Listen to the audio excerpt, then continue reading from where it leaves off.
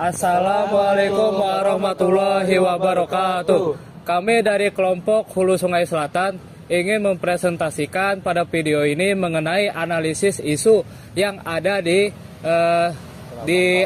Hulu Sungai Selatan, khususnya di Danau Bangkau beserta analisis SWOT-nya. Sebelum dimulai, kami akan memperkenalkan kelompok kami. Yang pertama, saya ada Farhan Wisnu. Saya Muhammad Boyhaman Aisy. Saya Alvin Raditya Pratama Dori. Saya Muhammad Nur Rahman.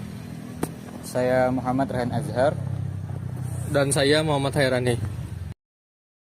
Kalau tidak ada halangan, itu minggu depan atau paling lambat 2 minggu depan dari Polres HSS, HST, dan HSU akan bersama-sama mengumpulkan beberapa pembekal, beberapa kepala desa yang masyarakatnya, warganya masih sering melakukan pencarian ikan di Danau Bangkau. Di sana juga nanti kami akan mencoba untuk mengundang para stakeholder yang ada, kira-kira mencari solusi apa pemecahan masalah dari Danau Bangkau ini. Nah, harapan kita ke depannya kepada pemerintah daerah, pihak yang berwenang istilahnya menangani masalah kriminal atau apa, bagaimanalah caranya supaya penyetruman ini nggak ada lagi di Danau Bangkau. Baik, di sini kita akan membahas mengenai isu atau permasalahan yang ada di Hulu Sungai Selatan. Yang mana di Hulu Sungai Selatan ini terbagi dari 11 kecamatan dan 4 kelurahan dengan ibu kotanya Kandangan. Wilayah ini memiliki tipologi seperti lahan basah, sepertinya ada sawah, ada danau, ada sungai, dan lain sebagainya. Yang mana tipologi ini sering sekali dimanfaatkan oleh masyarakat sekitar untuk kebutuhan hidupnya sehari-hari. Danau Bangkau mempunyai fungsi dan nilai perikanan yang memberikan dampak positif kepada warga untuk meningkatkan kualitas ekonominya dan memberikan simbiosis mutualisme terjadi karena dari para masyarakat yang memanfaatkan danau tersebut untuk mencari nafkah seperti membuat tambak. Dalam analisis kami memilih Danau Bangkau. Kenapa harus Danau Bangkau? Karena di sekitar tersebut maraknya terjadinya illegal fishing atau penyetruman ikan yang terjadi di wilayah tersebut karena kurangnya pengawasan dari institusi terkait seperti polisi yang kurang patroli rutin sehingga maraknya kasus tersebut bisa terjadi. Maka dari itu kami mengambil analisis tersebut untuk bersama-sama kita belajar bersama nih, untuk menganalisis bersama bagaimana tindakan itu dapat terjadi dan bagaimana analisis SWOT yang akan kami berikan. Masalah ini akan kami bahas selanjutnya. Analisis SWOT Danau Bangkau, Hulu Sungai Selatan. Yang pertama, keunggulan atau strength Danau Bangkau. A. Sumber daya ikan yang melimpah. Dinas Perikanan Diskan Hulu Sungai Selatan mengintensifkan pengawasan dalam upaya mencegah tindakan pidana penyetruman ikan. Salah satu di Danau Bangkau, Kecamatan Kandangan, Hulu Sungai Selatan. Tidak hanya di Danau Bangkau, pengawasan juga meliputi areal perairan di 3 kecamatan lainnya. Sementara untuk penindakan kasus penyetruman ikan di Hulu Sungai Selatan, terbaru diinformasikan telah tertangkap tangan salah satu warga di Desa Paharangan. B. Tempat mata pencaharian. Danau Bangkau menjadi salah satu penghasil ikan air tawar dan menjadi tempat mata pencaharian bagi warga Bangkau dan sekitarnya yang mayoritas berprofesi sebagai nelayan. Setiap kemarau, danau ini kaya akan sumber daya alam berupa ikan karena terkumpul di danau dan potensi perikanan ini rentan konflik karena ulah para penyetrum karena tindakan melawan hukum. C. Keanekaragaman perifiton. Perifiton merupakan kumpulan mikroorganisme atau jasad renik berupa hewan maupun tumbuh-tumbuhan yang hidup menempel pada substrat yang terendam di dalam air. Perifiton memiliki peran penting dalam kehidupan biota air. Kehidupan beberapa kelompok perifiton dapat menjadi bioindikator. Hasil perhitungan indeks keanekaragaman perifiton menunjukkan bahwa perairan rawa Danau Bangkau termasuk dalam kategori kestabilan komunitasnya sedang. Kualitas air yang optimal dapat mendukung kehidupan perifiton, sedangkan kandungan DO di perairan rawa Danau Bangkau relatif rendah. Oleh karena itu, nilai indeks keanekaragaman dikorelasikan dengan kualitas suhu, pH, DO, dan kecerahan. Untuk mengetahui hubungan setiap parameter kunci tersebut terhadap keanekaragaman perifiton di rawa Danau Bangkau.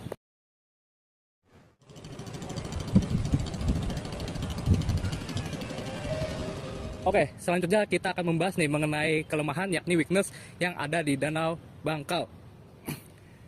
Seperti yang kita ketahui ada beberapa nih Yang pertama mengenai infrastruktur yang kurang memadai. Seperti yang kita ketahui, Danau Bangkau tersebut terletak di antara perbatasan Hulu Sungai Selatan dengan Hulu Sungai Tengah. Yang mana infrastruktur itu penting bagi kedua daerah tersebut. Infrastruktur ini pada saat musim hujan, jalanan di wilayah tersebut licin, sehingga menyulitkan bagi warga sekitar untuk untuk melewati akses tersebut.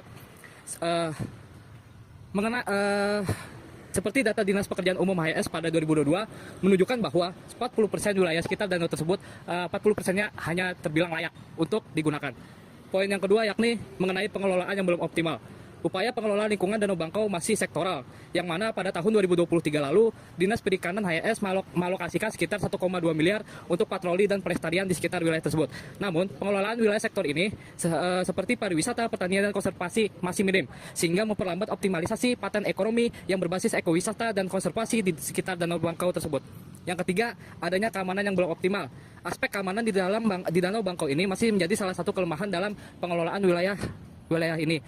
Dalam beberapa tahun terakhir, meskipun telah ada pengawasan dari pihak berwenang seperti patroli dari Brimob, dari kepolisian yang mulai digiatkan pada tahun 2017, jumlah personel maupun sumber daya yang dikerahkan tentu masih terbilang minim, sehingga menyebabkan kawasan tersebut rentan ilegal atau terjadinya illegal fishing yang menyebabkan ikan tersebut mati gara-gara penyetruman yang terlalu berlebihan. Sehingga keamanan yang belum optimal ini tentu mempengaruhi upaya konservasi dan potensi pengembangan ekowisata yang membutuhkan rasa aman bagi pengunjung. Yang keempat, yakni adanya eksploitasi berlebihan di Danau Bangkau.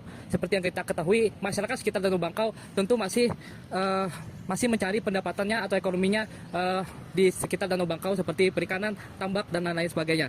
Yang mana terdapat kerusakan ekosistem akibat penyetruman ikan ini dan eksploitasi berlebih selama beberapa tahun terakhir yang menyebabkan adanya penurunan jumlah tangkapan sekitar 30% dalam kurun waktu 5 tahun, yakni 2015 sampai dengan 2020. Penurunan ini berdampak langsung pada penghasilan masyarakat, mana penghasilan masyarakat berturun drastis semenjak adanya kasus tersebut. Sehingga hal ini menggarisbawahi bahwa pentingnya konservasi ekosistem dan diversifikasi sumber penghasilan yang mana tidak hanya memanfaatkan sumber perikanan yang ada di danau tersebut, melainkan memanfaatkan sumber-sumber yang lainnya sehingga kelestarian yang ada di danau tersebut dapat terjaga dan asri. Selanjutnya akan disambung oleh rekan saya. 3. Peluang Danau Bangkau. A. Melimpahnya jenis ikan. Danau Bangkau memiliki berbagai jenis ikan termasuk baung dan toman dan lain-lain. Keberadaan ikan yang melimpah menjadikannya sebagai sumber pendapatan utama bagi 87% penduduk lokal yang bekerja sebagai nelayan. B. Pengembangan budidaya ikan. Dengan adanya inisiatif untuk mengurangi praktik penangkapan ikan yang merusak seperti penggunaan alat setrum, ada peluang untuk mengembangkan budidaya ikan yang lebih berkelanjutan. Pemerintah setempat telah meluncurkan program inovasi untuk mempromosikan budidaya ikan gabus dan haruan. C. Wisata alam. Danau Bangkau dapat dimanfaatkan untuk pengembangan ekowisata, aktivitas seperti memancing, berperahu, dan menikmati pemandangan alam yang bisa menarik wisatawan. D. Pemanfaatan lahan rawa. Selama musim kemarau, lahan di sekitar danau dapat dimanfaatkan untuk pertanian seperti menanam jagung. Ini bisa menjadi peluang bagi masyarakat untuk menikmati pendapatan mereka dengan diversifikasi usaha. Di sini saya akan melanjutkan pembahasan sebelumnya. Oke, kali ini adalah tentang ancaman Danau Bangkau. Berlimpahnya ikan di danau ini membuatnya menjadi incaran pencuri dan penyetruman ikan tercatat sejak 2002. Telah ada 140 kasus pelanggaran penangkapan ikan penggunaan alat dan bahan beracun yang merusak ekosistem perairan seperti potas dan arus listrik. Teknik-teknik ini dapat mengurangi jumlah ikan secara drastis dan merusak struktur dasar ekosistem danau. Penurunan populasi ikan juga berpotensi merusak keseimbangan dan ekosistem perairan. Perairan Nawa atau yang disebut juga Danau Bangkau mengalami pendangkalan disebabkan oleh gulma air. Keberadaan gulma air harus bisa dikendalikan agar tidak melimpah sehingga mengakibatkan sedimentasi dan dapat hal ini akan menyebabkan air menjadi terlalu subur. Pencemaran oleh limbah rumah tangga, industri, dan pertanian menjadi salah satu ancaman besar bagi Danau Bangkau. Aktivitas manusia yang tidak terkendali seringkali membuang limbah langsung ke badan air, yang menyebabkan kerusakan pada kualitas air dan membahayakan biota perairan. Tingginya nitra dan fosfat selain mengakibat eutrofikasi di perairan juga penyemaran air akan menyebabkan badan air tidak dapat melakukan perbaikan sendiri. Tetapi jika masukkan bahan organik dan anorganik melebihi kapasitas pemulihannya, keadaan ini akan mengakibatkan berkurangnya atau rusaknya fungsi ekologi badan air. Oke, di sini saya akan menjelaskan perihal perbandingan hukum. Pemerintah Kabupaten Hulu Sungai Selatan menerbitkan Peraturan Daerah Nomor 17 Tahun 2005 tentang perlindungan sumber daya ikan dan larangan penangkapan ikan dengan setrum, utas, dan sejenisnya. Kebijakan ini bertujuan untuk melestarikan ekosistem perairan, terutama kawasan rawa dan danau seperti Danau Bangkau. Meskipun demikian, tantangan dalam penerapan perda ini masih signifikan, termasuk kurangnya pengawasan yang intensif dan rendahnya kesadaran masyarakat.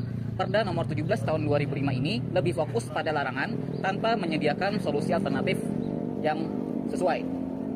Sebagai perbandingan, Kabupaten Hulu Sungai Tengah (HST) memiliki Peraturan Daerah Nomor 16 Tahun 2011 yang mengatur tentang perlindungan sumber daya ikan dan larangan penangkapan ikan dengan alat setrum dan putas atau jenisnya. Perda ini mencakup lebih luas, tidak hanya melarang metode destruktif, tetapi juga memasukkan pengelolaan habitat ekosistem rawa secara lebih menyeluruh.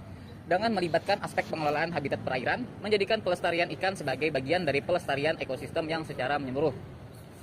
Selain itu, dalam aspek pengelolaan limbah sampah, pemerintah Kabupaten Hulu Sungai Selatan menerbitkan Peraturan Daerah Kabupaten Hulu Sungai Selatan Nomor 16 Tahun 2021 tentang pengelolaan sampah rumah tangga dan sampah sejenis rumah tangga yang bertujuan untuk meningkatkan kesadaran masyarakat dalam mengelola sampah secara lebih efisien dan ramah lingkungan. Selain itu, perda ini mencakup ketentuan tentang pemilahan, pengurangan, dan pengelolaan sampah dengan penekanan pada sampah yang berbahaya seperti sampah yang mengandung bahan yang beracun, serta sampah yang timbul akibat bencana.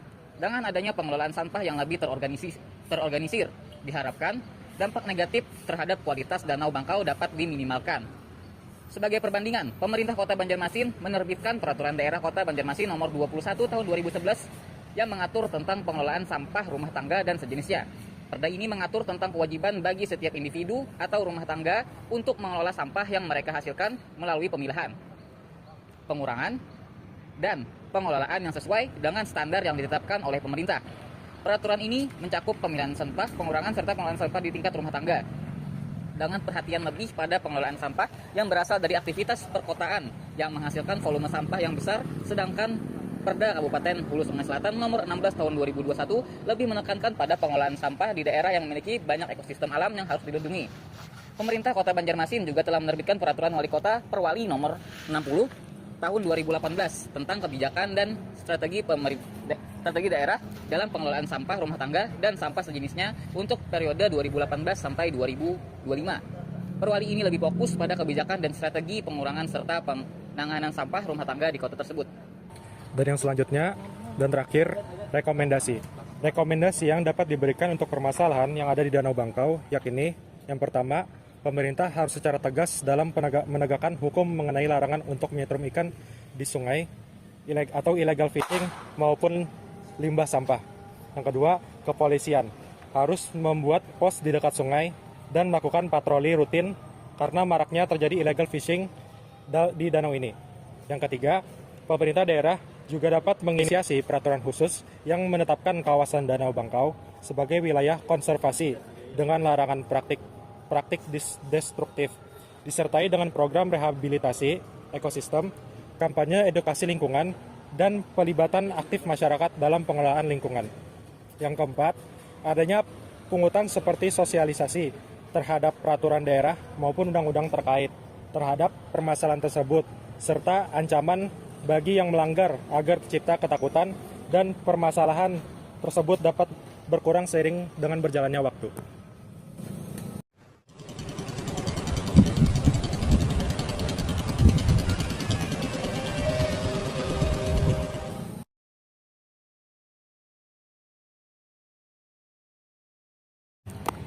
Baik, ini adalah akhir dari presentasi video kita. Terima kasih telah menonton.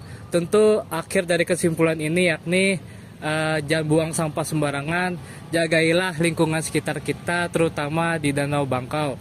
Karena Danau Bangkau ini merupakan aset untuk manusia untuk masa depan, aset untuk generasi penerus kita.